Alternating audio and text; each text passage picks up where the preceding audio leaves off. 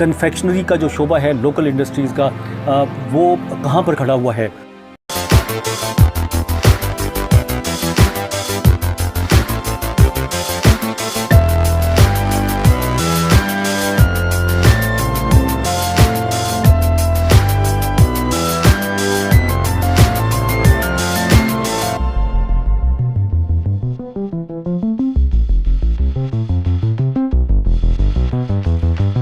अब sale tax को अब जब बढ़ाते चले जाएंगे तो आपकी प्रोडक्शन घटती चली जाएगी।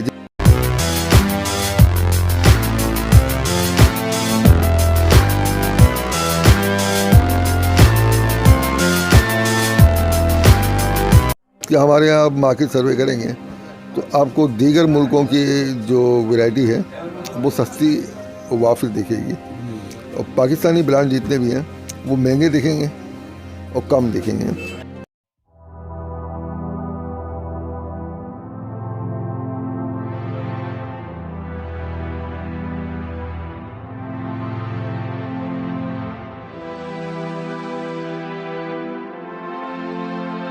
कि आपकी जो मुकामी इंडस्ट्री थी वो तबाह हो गई, यानी जो 1 लाख कार्टन की प्रोडक्शन दे रहा था वो 10,000 पे आ गया।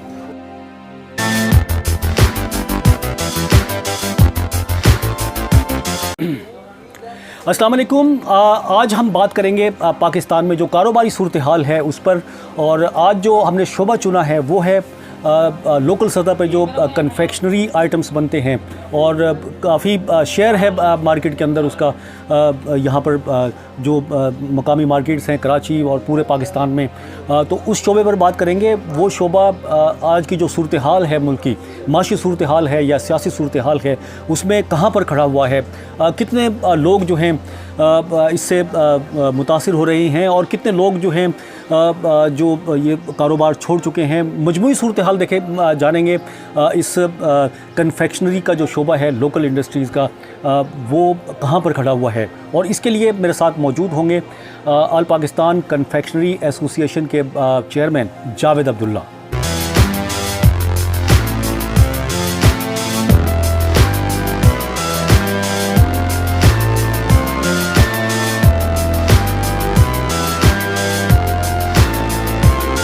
अस्सलाम वालेकुम जावेद अब्दुल्ला साहब। वालेकुम अस्सलाम। अच्छा, आप दूसरी ताज़ा तंजीमों के भी रन में कौन सी के हैं? All Pakistan organisation of small traders and cottage industry, जिसके बानी उमर सिरिया साहब हैं, उनके कराची डिवीज़न का नायब सदर हूँ मैं। अच्छा, माशाल्लाह। अच्छा, ये बताएं अभी और तो शोबे छोड़ कन्फेक्शनरी का बताएं, आप जो सूरत हाल है वो कैसी है आपकी, और इसकी वजूहात क्या हैं? देखें जनाब, ये जो पोजीशन है ना, ये एक अजीब कैफियत है। इसके लिए मुझे कोई मौजू नाम नहीं मिल रहा। जिस तरह कसाद बाजारी चले भाई मार्केट में ना होना, या बहुत ज़्यादा तेज़ी, तो इस वक्त की जो है ना एक बूम मगू है। लोग जो है वो माल बेचते हुए भी घबराते हैं कि इस रेट बेचा, पीछे किस रेट मिलेगा। तो एक अजीब सी कैफियत है, जिसकी वजह से ये सारी हमारी जो मईशत है वो ब्लैक की तरफ जा रही है, और जिसमें ये जो अनस्टेबिलिटी है उसका हिस्सा तो है, मगर ये पॉलिसी जो है वो काफ़ी पुरानी चली आ रही है। ज़्यादा कसूर मैं समझता हूँ कि जो तसलसल है उसका है। इनके दौर में तो इसका एक्सट्रीम आया, इसकी जो हाइप पे चला गया मामला, मगर इसकी बुनियाद बहुत पहले रख दी गई है। नहीं, कन्फेक्शनरी जो है ये शोबा है, एक तो ब्रांडेड होती है ये कन्फेक्शनरी, आपका मतलब ज़ाहिर लोकल सतह पे बनता है। ये कारोबार कहाँ पर था और कहाँ खड़ा हुआ है इस वक्त, ये जानना चाह रहा हूँ मैं। देखिए, ये काम जो है ना, हम एशिया में सबसे आगे थे। हमारे मुकाबले में मैं समझता हूँ कि करीब तरीन मतलब जो मुल्क थे ना, उसमें सिंगापुर से वो भी री एक्सपोर्ट करते हैं। इंडिया भी हमसे पीछे था। अब इंडिया हमसे कई गुना आगे चला गया है, और जो हमारे जो मेन हमसे कंज्यूम करते थे एशिया में ईरान, अफ़गानिस्तान, और इसके अलावा अफ्रीका के कई ममालिक हैं। अच्छा, सार्क में मालदीव है।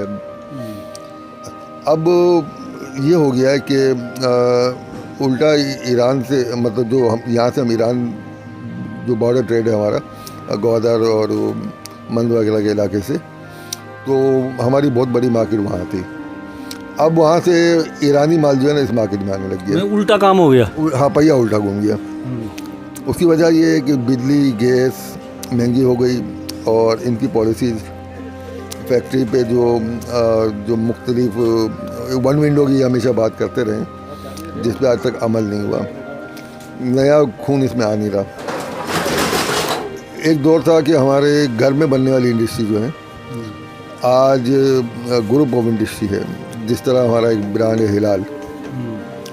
हिलाल बेसिकली हैदराबाद के घर से शुरू हुआ। आज माशाल्लाह इनकी मेरे ख्याल में 18 से 20 फैक्ट्रीज हैं। मगर इस वक्त अगर आप या मैं चाहें तो हमारे लिए वो मौके नहीं हैं। उसकी वजूहत जो हैं वो यही हैं। फिर अच्छा भला चलते चलते इन्होंने इस तरह के इक़दाम किए। देखिए, कोई भी सनत जो है ना, उसका खाम माल या तो आप बनाएं या उसको आने दें बाहर से। जब खाम माल नहीं होगा तो प्रोडक्ट बनेगी नहीं। जब बनेगी नहीं तो आप तरक्की नहीं करेंगे। तो जब खाम माल आप बंद करते हैं तो इसका मतलब आपने इंडस्ट्री बंद कर दी। अच्छा, हमारे यहाँ क्या है, एक दूसरा सिस्टम चलता है, चाहे वो अफगान ट्रेड के नाम पर हो या किसी नाम पर हो ना। तो अब बजाय वो रेवेन्यू जो गवर्नमेंट को मिलना हो, वो कुछ मखसूस पॉकेट में चला जाता है। सही। अच्छा, उसके बाद वो पॉकेट जो है ना, उनका वो एक आदत हो जाती है। जिस तरह एक बंदा कभी सिगरेट पीता है शौक में, फिर उसके बाद एक वक्त आता है वो पैकेट खरीदता है, आदी हो जाता है, उसके बगैर रह नहीं सकता। तो इस तरीके से जब ये चीज़ें जब किसी और रूट से आने लग जाती हैं तो वहाँ कुछ लोगों के रोज़गार बन जाते हैं और वो फिर एक पौधा जो है तनाव दर्द बन जाता है, उनकी इनकम जनरेट होना शुरू हो जाती है।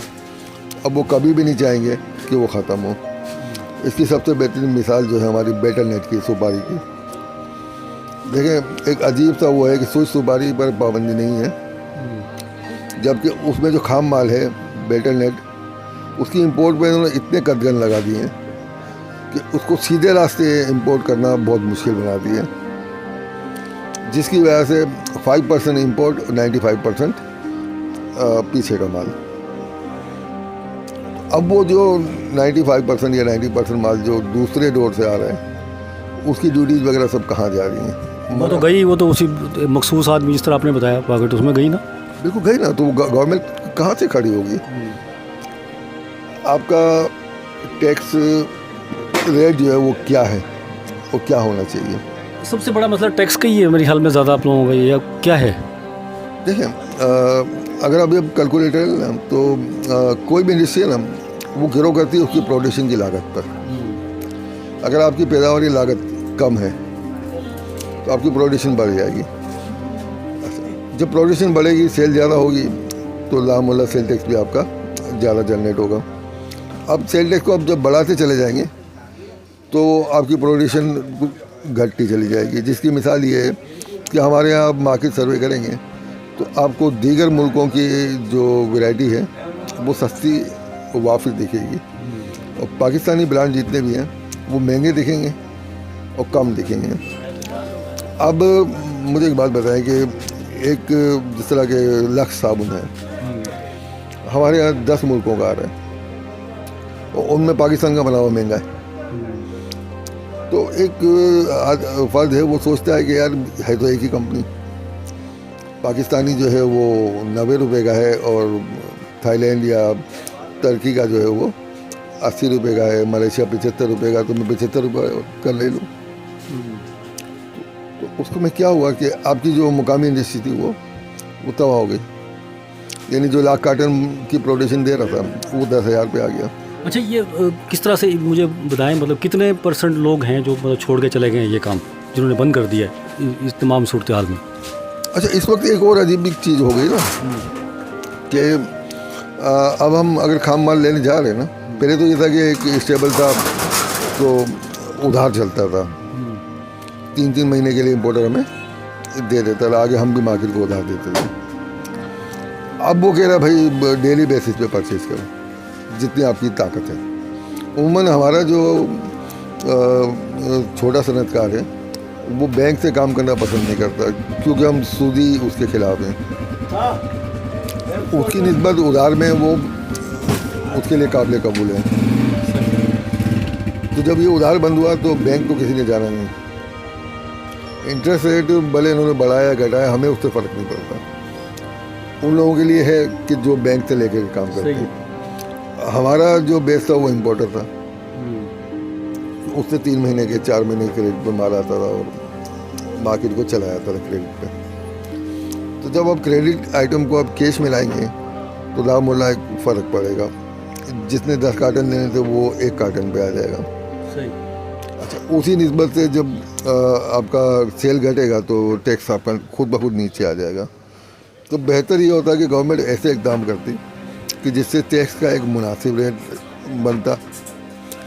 और मतलब अब कोई चीज़ आप जब बना रहे हैं ना, तो अब देखें एक प्रोडक्ट है, अब वो प्रिंटिंग पे गया उसका जॉब, तो उसकी इंक में भी, उसके प्लास्टिक में भी, हर चीज़ में जो भी इम्पोर्ट हुआ है या बना है उस पर ड्यूटीज़ हैं। फिर उसके बाद उसकी गत्थे की पैकिंग जो है वो है, फिर उसके बाद उसका मटेरियल बनना शुरू हुआ, यानी उसकी लागत जो है वो कई गुना ज़रब लग गया उसको। सही। तो अब वो चीज़ जो हमें 10 रुपये की या 20 की मिलनी चाहिए थी वो 50 की मिल रही है। अब वो जब इतनी महंगी हुई तो लोगों की कुव्वत खरीद से बाहर हो गई। ठीक है। अच्छा, एक चीज़ और मुझे ये बता दें, ये जो आप इस मार्केट के अंदर अब कन्फेक्शनरी की है, ज़ाहिर है होलसेल की है, कितने % पाकिस्तानी चीज़ें हैं और कितने % बाहर की हैं? ये थोड़ा सा इसका है कोई कंपैरिजन आपके पास? देखें, एक वक्त था यहाँ 100% पाकिस्तानी थी। आज वो 100% जो है वो 70% में तब्दील हो चुका है, यानी 30% इनफ्लो बाहर की चीज़ों का हो चुका है और बढ़ रहा है। और ज़्यादा अफसोस ये होता है कि जिन मुल्कों को हम दे रहे थे उन मुल्कों से हमें आ रहा है। इससे बड़ा थप्पड़ हमें कोई नहीं होगा। सही आपने कहा। तो आपने मैंने सवाल का थोड़ा सा वो रह गया हिस्सा, कितने इंडस्ट्रीज़ जो आपके लोकल ये है इसकी बनाते थे घर में, कितने लोगों ने छोड़ दिया है काम, कितने %? कोई इसका है अंदाज़ा आपको? देखिए, जो मैन्युफैक्चरिंग सेक्टर है हमारा वो तो बुरी तरह बर्बाद हुआ। इस वक्त हमारे पास एक नई चीज़ आई है, जो मुख्तलिफ बड़ी कंपनीज बंद हो रही हैं, उनके जो बरसों से जो लोग काम कर रहे थे, अच्छी सैलरी थी उनकी, अब वो बेरोज़गार हो गए। तो हमारा वो काम है कि आप बाइक के ऊपर एक कैनवस का थैला लें और उसमें डालें और दुकान मोहल्ले जाकर उसको सप्लाई करें तो कुछ गुजारा हो जाता है। तो मुझे वो पढ़े लिखे बच्चे जब आते हैं और जॉबलेस होते हैं तो बड़ा वो दिल एक कुरहन सी होती है। फिर उनको हम जब गाइड करते हैं कि भाई आप ये चीज़ें ले जाए, इस रेट आएंगी, और आप कराची के मुख्तलिफ लाड़ी मलिर जितने भी टाउन्स हैं वहाँ फैल जाएँ, तो वो बेचारे जो हैं वो उन्होंने कभी ज़िंदगी में जो है जिन्होंने कलम की मजदूरी की है तो उनके लिए एक बड़ा कठिन वक्त होता है। फिर उनके लिए मसाइल दूसरे शुरू हो जाते हैं। जब वो बाइक पे निकलते हैं तो हमारी ट्रैफिक पुलिस शुरू हो जाती है, उसके बाद हमारी लोकल पुलिस शुरू, लूट मार भी बहुत ज़्यादा बढ़ गई है स्ट्रीट क्राइम में। स्ट्रीट क्राइम से ज़्यादा तो हमें ये मसला आ रहा है। शायद डाकू के दिल में थोड़ा सा रहम होगा कि वो देखता है कि यार ये पतला सा आदमी है, बच्चों का रोज़गार कर रहा है, 1000-2000 कमाने वाला आदमी है, शायद छोड़ दे वो, मगर इनको रहम नहीं आता, तो वो अच्छे खासे इनके चालान हो जाते हैं। लोग जो बेरोज़गार हो रहे हैं या हुनरमंद हैं, उनका क्या है, उनका क्या स्टेटस है, बताएं आप। देखिए, एक में हमारे एक और हो रहा है कि हमारे बिरादर मुल्क या जैसे ईरान है, ऐसे अफ्रीका की कई कंट्रीज़ हैं जिनको हम यहाँ से हमारा एक्सपोर्ट होता था, तो वहाँ से मुकामी सनतकार यहाँ की तरफ आ रहे हैं और यहाँ मुख्तलिफ वो कोशिश करते हैं कि उनका रब्ता उन हुनरमंद अफराद से हो जाए और उन्हें बड़ा वो एक पैकेज दे करके अपने साथ ले जाते हैं।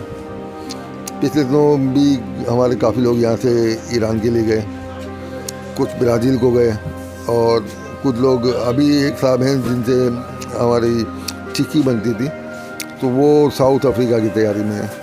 वहाँ की किसी पार्टी ने उनको ऑफ़र की है कि भाई हम आपको शेयरिंग मतलब शेयर देंगे, आप वहाँ आकर के बनाओ, इन्वेस्ट सारा हमारा होगा। और तो मतलब ये हमारे लिए एक बड़ा कि एक हमारी मंडी भी वहाँ की ख़त्म हो रही है, यहाँ से हुनरमंद भी ख़त्म। बिल्कुल, ये बिल्कुल एक बहुत बड़ा वो है, क्योंकि जो हुनरमंद अफराद भी जा रहे हैं, हमारी जो ये लोकल कन्फेक्शनरी की इंडस्ट्री है ये भी बंद हो रही है, तो ये मुल्क कहाँ जाएगा? मईशत बिल्कुल जो है हमारी, अगर इसी तरह हुनरमंद अफराद भी आते रहे और इंडस्ट्रीज़ भी बंद रही तो फिर क्या हाल होगा? और बहरहाल हुकूमत को संजीदा इस पे इक़दामात करना होंगे, ताकि जो ये बची खुची इंडस्ट्री है इसको जो है फ़रोग़ दिया जा सके और मज़ीद बढ़ाने के लिए, ताकि हम एक्सपोर्ट करें, ना कि वो मुल्क जिन्हें हम एक्सपोर्ट करते थे वो हमें जो है अपना सामान भेज रहे हैं। ये वाकई में एक बड़ी अजीब सी बात लगती है। अच्छा, एक थोड़ा सा और मुख्तसरन ये बताएं मुझे, ये पूरे पाकिस्तान में ये जो हमारी है लोकल कन्फेक्शनरी कितना मतलब टैक्स अभी दे रही है और कितने लोग इसके रोज़गार से वाबस्ता हैं, ये मुझे बताएंगे? देखिए, इसका एग्जैक्ट डेटा तो मैं नहीं दे सकता, मगर मुझे इतना पता है कि इसके छोटे बड़े 60 लाख तकरीबन कारखाने इसके मौजूद हैं। हमारे यहाँ जो है वो 1 से लेकर के 50 अफराद पर मुश्तमिल लेबर वाले कारखाने मेंबरशिप ले सकते हैं। बड़ी इंडस्ट्री जो है वो अपने मुताल्लिका इंडस्ट्रियल जोन में मेंबरशिप लेती है, वो हमारी मेंबर नहीं होती। हमारे पास डिस्ट्रीब्यूटर, सेलमैन, सप्लायर्स और छोटे कारखानेदार, तो उसमें हमने ये देखा कि अक्सर ऐसी छोटी कई चीज़ें हैं, जिस तरह की मिसाल ये है, उसमें ये तैयार खेलों के हिसाब से मिल जाती हैं, ये प्लास्टिक की नलकियाँ मिल जाती हैं, सीटिंग बिसल मिल जाती है, ये घरों में जो है लेडी या बच्चे जो उसको बरते हैं और उसको पैक करते हैं। इस तरह पैक होकर के ये दर्जन की सूरत में मार्केट में आ जाती है। तो अब माल, इसका जो मटेरियल जब महंगा हुआ तो लामुला उनका जो पता था वो निकल गया। कितने अंदाज़न कितने होंगे लोग मतलब अभी कितने वाबस्ता हैं उससे, और फिर खदशा क्या है आइंदा, ये भी बता दें। तकरीबन देखिए, मैं समझता हूँ कि सिर्फ तकरीबन 60 लाख से क्रॉस लोग हैं इससे वाबस्ता, डायरेक्टली। इनडायरेक्ट तो बहुत ज़्यादा। ठीक है, अगर ये हालात रहे तो फिर मतलब 60 लाख लोगों का रोज़गार अगर इसके अंदर लगा हुआ है तो फिर मज़ीद आप क्या समझते हैं, ख़तरा है? लोग छोड़ेंगे, ज़ाहिर है, क्या करेंगे? ये बिल्कुल है ना। देखिए, 2 चीज़ें हैं। एक है ट्रेडिंग, ट्रेडर को तो कोई मसला नहीं है, यहाँ की प्रोडक्ट हो या बाहर की हो, उसने तो बेच के नफ़ा कमाना है। बेसिक जो है ग्रो कोई भी मुल्क जो करता है वो उसकी इंडस्ट्री होती है। आपकी इंडस्ट्री जब तबाह होती है अब कंज्यूमर सोसाइटी बन जाते हैं, तो हम इंडस्ट्री से कंज्यूमर सोसाइटी की तरफ डेवलप हो रहे हैं। और सबसे बड़ा अलमिया यही है जिसकी वजह से जो है लोगों में गुर्बत बढ़ रही है, रोज़गार के मौके सिमटने लगे हैं।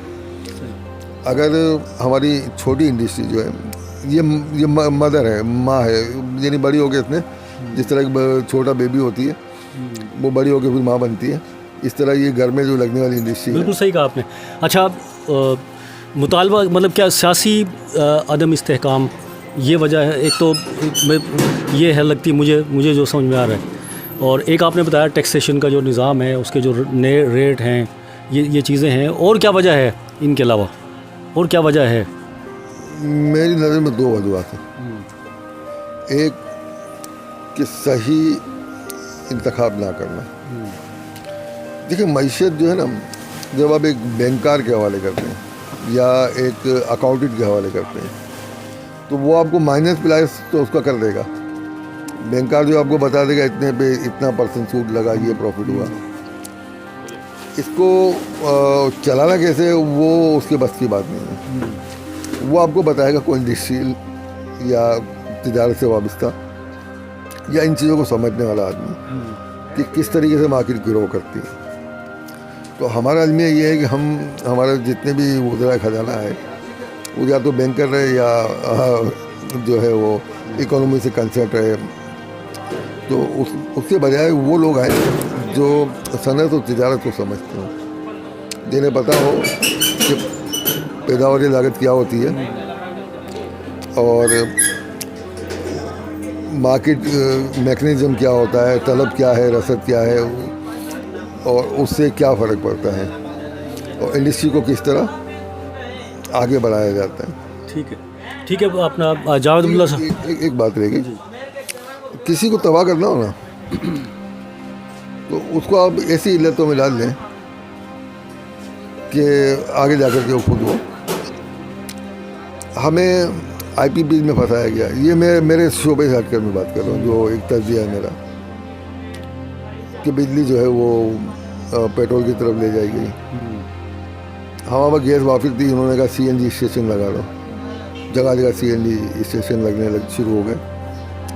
फिर एक वक्त आया, अब उन्होंने कहा भी गैस तो है नहीं हमारे पास, अब LNG इंपोर्ट कर लो, उसके टर्मिनल बनने शुरू हो गए और वो इंपोर्ट होने लग गई। ठीक है, अब आगे क्या? यानी कुछ लोगों के जो सोर्स ऑफ इनकम थे, यही गैस हमारी LPG की सूरत में आ रही है, उसका डिस्ट्रीब्यूशन नेटवर्क है, वो उसका डिस्ट्रीब्यूटर कौन है, वो सारा पैसा कहाँ जा रहा है, वो LPG कहाँ से आ रही है? सही। LNG तो चले आपने इंपोर्ट कर लिया, LPG कहाँ से आ रही है आपके पास? एक बड़ा सवाल है, इसका जवाब आपने तलाश कर। ये हुकूमत देगी इसका, मैं नहीं दूँगा, ये तो हुकूमत देगी, मैं क्या दूँ? रिसर्च तो आप कर रहे हैं ना साहब। तो मैं कर रहा हूँ, लेकिन मैं भी उससे उनसे पूछूंगा ना कहाँ जा रही है, तो वही बताएंगे ना। जब नहीं है आपका गैस तो उसमें कहाँ से आ रहा है? ठीक है। जावेद अब्दुल्ला जो कि आल पाकिस्तान कन्फेक्शनरी एसोसिएशन के चेयरमैन भी हैं और दूसरी तंजीमें हैं जो ट्रेडर्स की, उनके भी रहनुमा हैं और उनकी पूरी गुफ्तगू आपने सुनी और इन्होंने बहुत सारे मसाइल जो हैं वो रखे हैं सामने। और इस इंडस्ट्री से दुख की बात यह है कि जिस तरह से पहले जिन मुल्कों को एक्सपोर्ट करते थे ये हमारे लोकल सतह पे बनी हुई अशिया, आज वही मुल्क हमें जो हैं वो अपनी चीज़ें यहाँ भेज रही हैं। ये वाकई में एक सवालिया निशान है हुकूमत के लिए भी और जो इसके करता धरता हैं पूरी इंतज़ामिया और जो भी है इस मुताल्लिका शोबे हैं, इदारे हैं, उनके लिए।